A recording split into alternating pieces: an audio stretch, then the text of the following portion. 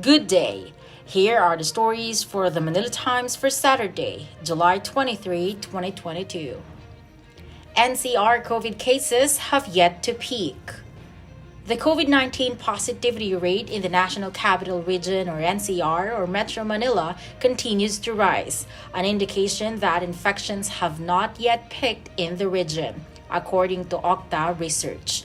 Based on the graph shown by KUWTT Research Senior Fellow Dr. Guido David, Metro Manila's positivity rate was at 14.6% on July 20, up from 14% last July 15 and 12% last July 17.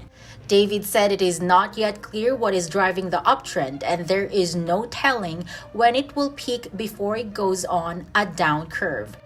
KUWTT projects that the daily COVID count across the country could hit 3,000 on Friday, with 1,100 cases predicted in NCR alone. David also noted that cases are now increasing in many parts of the country and urged the public to observe caution because the sub-variants of Omicron remain immune evasive.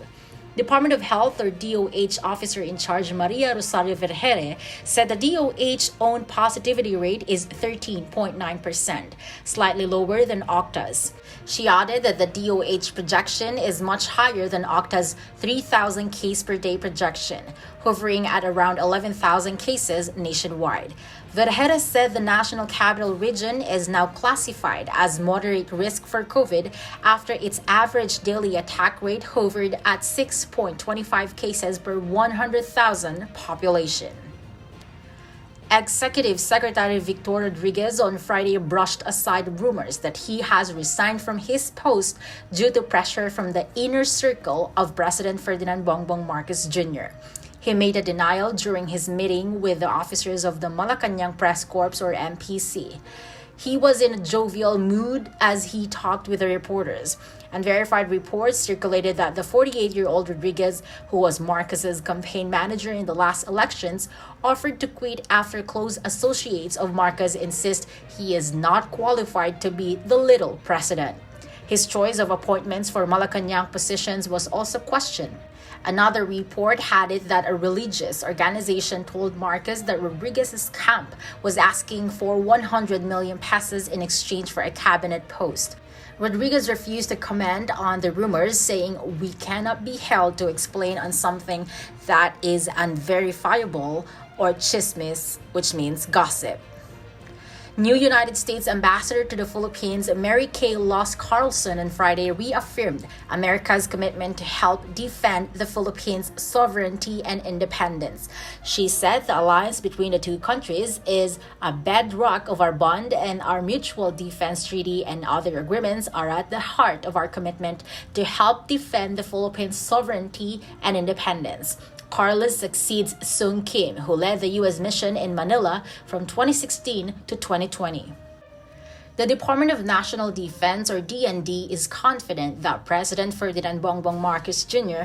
will affirm his support for the continued modernization of the Armed Forces of the Philippines, or AFP, when he delivers his first State of the Nation address, or SONA, on Monday.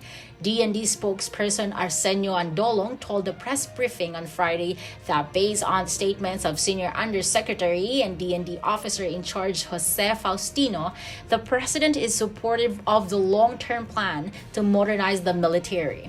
Andolong said Marcos is looking to improve the reserve forces of the AFP as well. The modernization program is currently under Horizon 2, or the second phase, which runs from 2018 to 2022.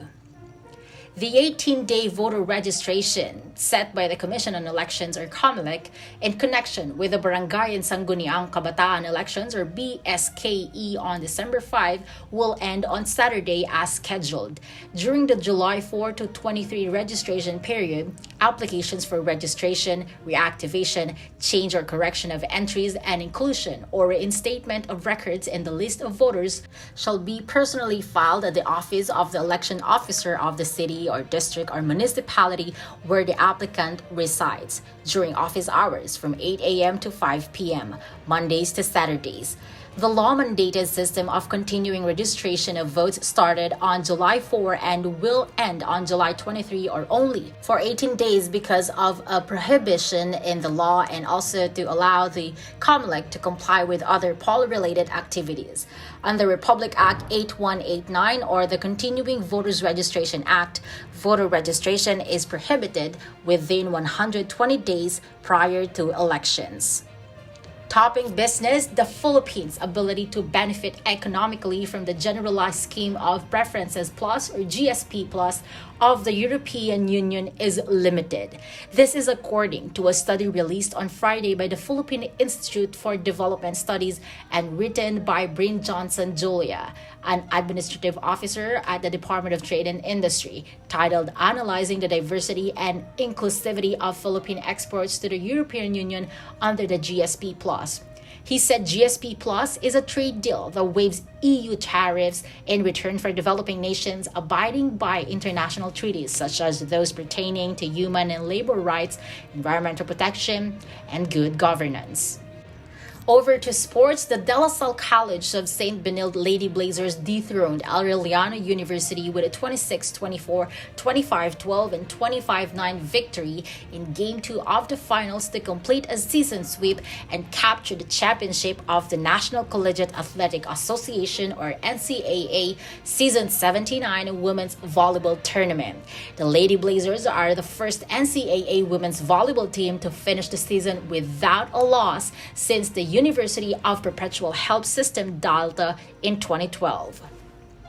Antonio Contreras, Yen Macabenta, and Danton Remoto are today's front page columnists. Contreras tackles the country's language debate. Macabenta discusses greenflation, and Remoto tells overseas Filipinos on going home to see the country's tourist attractions.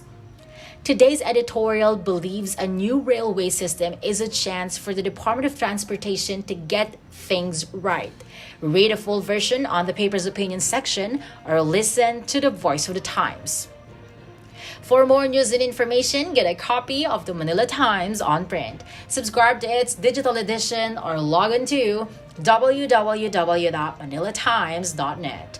Follow us on Twitter, Facebook, or Instagram. And keep up with the Times. This is EJ Gomez reporting. Our longest trusted English newspaper since 1898. Now available digitally. Computer. Order the Manila Times Digital Edition. Subscribed. Get the Manila Times Digital Edition for less than 2 pesos and 50 centavos per day when you sign up for 1 year. The Manila Times, news source of choice, trusted since 1898.